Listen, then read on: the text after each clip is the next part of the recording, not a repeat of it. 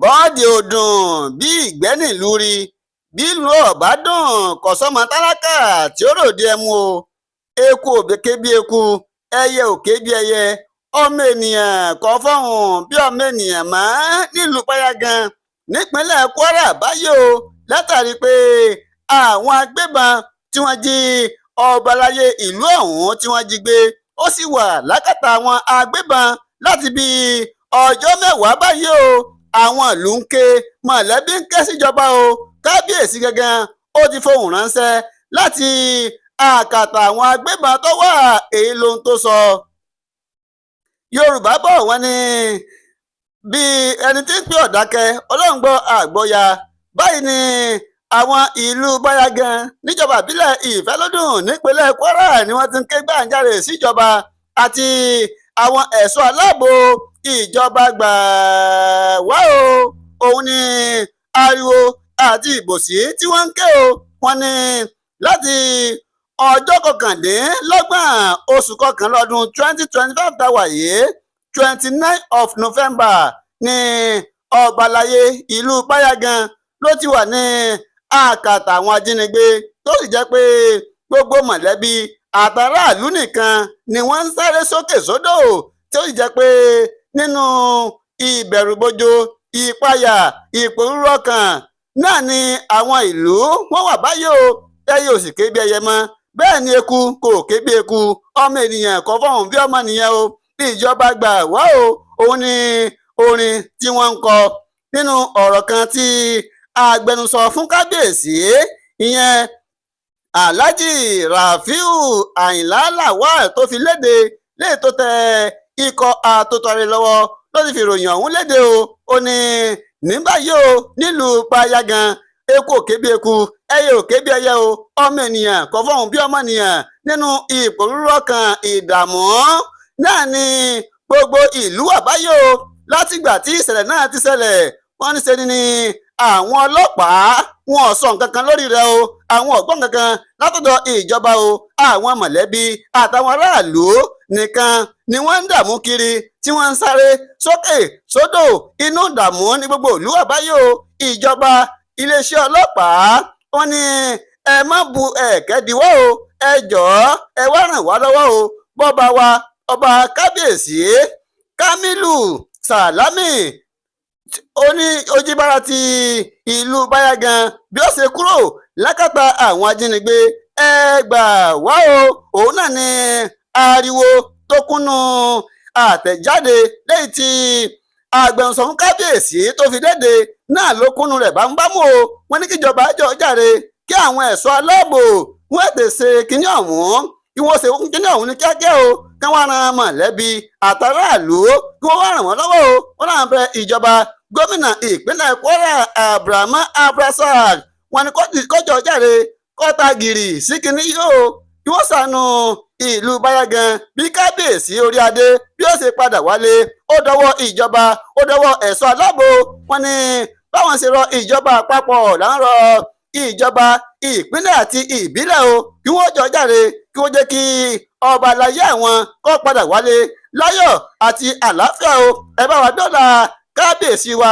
Òun ni ọ̀rọ̀ tó gbẹnu àwọn aráàlú báyìí, bó tilẹ̀ jẹ́ pé táwọn bá gbàgbé àwọn ọba aláyé níjọba ìbílẹ̀ Ìfẹ́lódùn làwọn náà ti ṣáájú ké gbàǹjarè o, tí wọ́n sì ní àwọn ọba aláyé náà àwọn náà lè sùn débi pé àwọn ò wò látàrí pé kábíyèsí ọ̀kan lára àwọn táwọn agbébọn ọ̀hún tí wọ́n jí gbé, tí wọ́n sì ti jẹ́ pé mílíọ̀nù mẹ́wàá náírà 10 million naira ni wọ́n ní àwọn agbébọn ọ̀hún wọ́n ń béèrè fún o. Wọ́n wá ní àwọn rọ ìjọba o, àwọn rọ ẹ̀ṣọ́ aláàbò kí wọ́n jọ jàre kí wọ́n jẹ́ kí kábíyèsí orí adé kó wálé láyọ̀ àti àlàáfíà o. Òun ni ìbòsí tí gbogbo wọn ń pe, tí wọ́n ń pariwo ní ìlú Payagan báyìí. Àwa gan tipátipá làá fi róúnjẹ jẹ débi tá a rí 100 mílíọ̀nù náírà. Ọkùnrin kan Sàkárì Yàwù ló ń ké gbàǹjarè sọ́mọ Nàìjíríà o. Ó ní àwọn agbébọn wọ́n jí ìyàwó òun, ọmọ òun, ìyàwó àbúrò òun ni wọ́n ti jí wọn gbé báyìí o, tí wọ́n sì ń béèrè fún 100 mílíọ̀nù náírà 100 mílíọ̀nù náírà gẹ́gẹ́ bí owó ìtúsílẹ̀ nípínlẹ̀ Kwara. Yorùbá bọ̀ wọ́n ní ọwọ́ tí bá ń dun ni akitibọ̀ abẹ́ aṣọ o, èyí tó mú kí arákùnrin kan tórúkọ rẹ̀ jẹ́ Sàkárì Yàù tó jẹ́ àgbẹ̀ pọ́nbélé ó ṣe ké gbàǹjarè sí gbogbo ọmọ Nàìjíríà o. Ó ní nínú oko lòun wà ní abúlé kan tó wà lẹ́gbẹ̀ẹ́ ọ̀rà níjọba ìbílẹ̀ Ìfẹ́lódùn nípínlẹ̀ Kwara níbi tóun ti ń dáko. Ibẹ̀ ni òun wà o tóun fi gbọ́ pé àwọn agbébọn wọ́n ti yìnbọn mọ́ ọmọ òun kan, wọ́n jí ìyàwó kan àtọmọ míì tó fi mọ́ àbúrò ìyàwó àbúrò òun tí wọ́n ti jí wọn lọ tèfètèfè tó jẹ́ pé lákàtà àwọn agbébọn ni wọ́n wà báyìí. Nígbà tí Sàkárì Yàù tó ń sọ̀rọ̀ pẹ̀lú omi ẹkún gbérégbéré lójú, ó ní lọ́jọ́ Ajé Monday ọ̀sẹ̀ yìí ni wọ́n ṣe bẹ́ẹ̀ tí wọ́n ya wọ abúlé pẹ̀lú ìbọn àtàwọn bájínátìfù ajísunkúnná tó sì ṣe bẹ́ẹ̀ wọ́n yìnbọn mọ́ ìyàwó ọmọ òun, ọmọ kan tó jẹ́ pé ó wà nílé ìwòsàn kó tó di pé ọjọ́ náà ń pè wọ́n tún jí ìyàwó kan àti ọmọ kan àbúrò ìyàwó àbúrò òun tó fi mọ́ mọ́là kan tó ń wá sí agbègbè àwọn, wọ́n ti jí wọn gbé o. Àwọn mẹ́rin ló wà lákàtà àwọn ajínigbé.